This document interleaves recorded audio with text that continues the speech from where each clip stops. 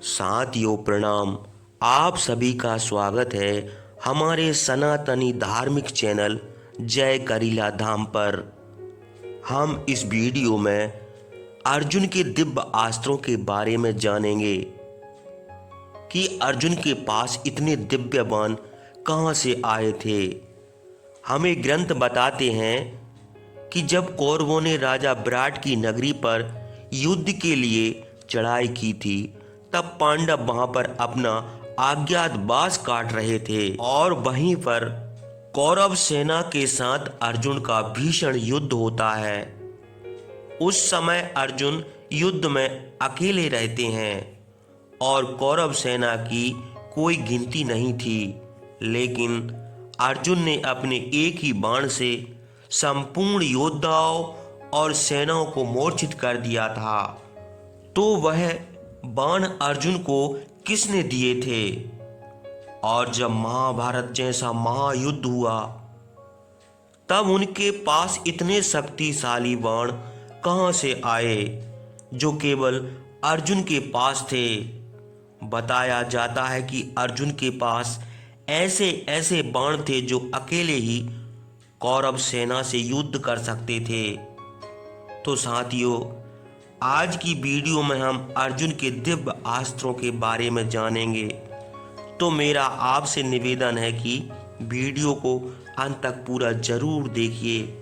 तो चलिए हम वीडियो को आगे बढ़ाते हैं। पांचों पांडव धीरे धीरे आगे बढ़ते हुए काम्यक वन पहुंचे।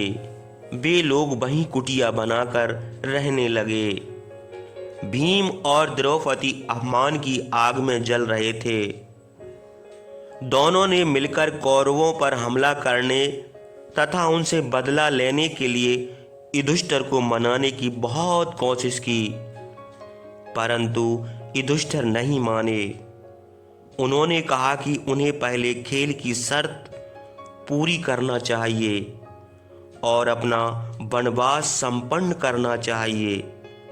उसी दौरान श्री कृष्ण और महर्षि व्यास राजा द्रुपद के साथ काम्यक वन पहुंचे तथा पांडवों को शांत करने की कोशिश की।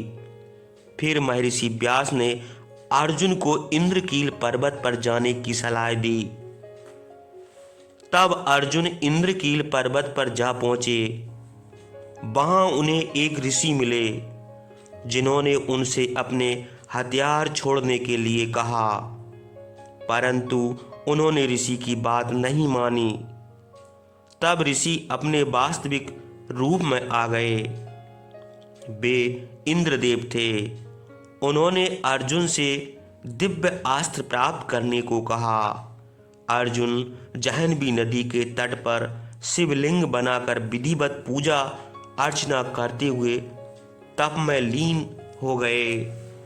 भगवान शिव ने अर्जुन का उद्देश्य जान लिया था, लेकिन वे अर्जुन की परीक्षा लेना चाहते थे। अर्जुन शिव की साधना में संलग्न थे। उसी समय एक सुअर वृक्षों को उखाड़ता और पर्वतों को रौंदता हुआ अर्जुन की ओर बढ़ा। अर्जुन ने तुरंत अपना धनुष बाण उठा लिया। तभी भगवान शिव भील के रूप में वहां पहुंच गए। भील और अर्जुन दोनों ने एक साथ सुअर पर बाण चला दिया। अर्जुन का बाण सुअर के मुंह में लगा, जबकि भील का बाण उसकी पीठ पर जा धंसा। सुअर तत्काल मर गया। सुअर को पहले किसने बाण मारा, यह तय नहीं हो पा रहा था। अतः दोनों ने इसका समाधान एक प्रतियोगिता के माध्यम से करने का निर्णय लिया। उनके बीच लंबे समय तक मुकाबला हुआ, लेकिन अर्जुन अपने प्रतिद्वंदी को नहीं हरा पाए। जब अर्जुन को यह एहसास हुआ कि वे अपने प्रतिद्वंदी को नहीं हरा पाएंगे, तो उन्होंने शिवलिंग पर एक माला रख प्रार्थना शुरू कर दी। जब अर्जुन ने भील को वहां माला पहने देखा, तो वे समझ गए कि भील ही भगवान शिव हैं। तब अर्जुन ने उनसे क्षमा मांगी।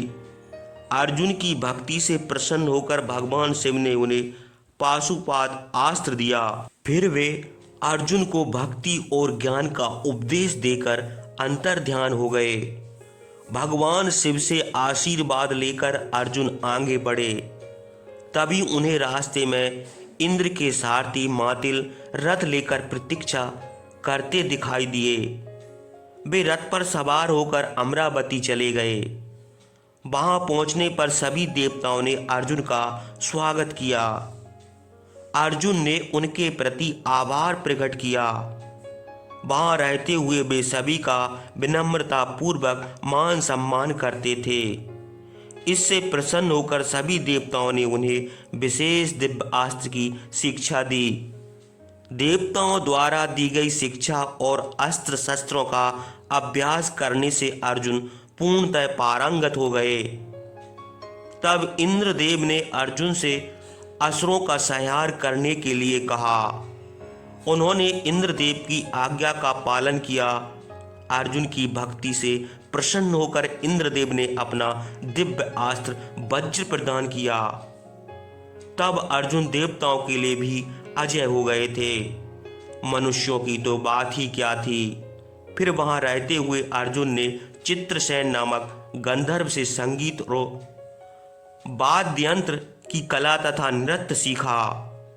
एक बार स्वर्ग की सुंदर अप्सरा उर्वशी को अर्जुन से प्रेम हो गया, लेकिन उन्होंने उर्वशी का प्रेम अस्वीकार करते हुए कहा, मैं यहाँ अस्त्र शस्त्र तथा संगीत की शिक्षा के लिए आया हूँ।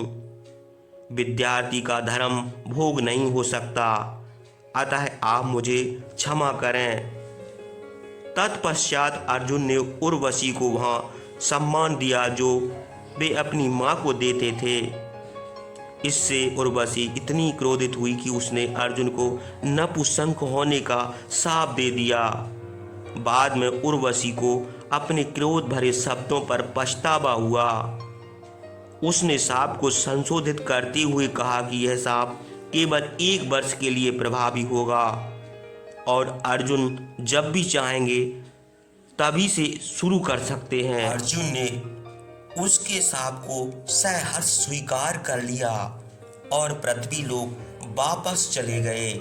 तो साथियों, आप जान गए होंगे कि अर्जुन को दिव्य अस्त्र किस तरह से प्राप्त हुए थे और आप यह भी जान गए होंगे कि अर्जुन को नपुंसक होने का शाप किसने दिया था।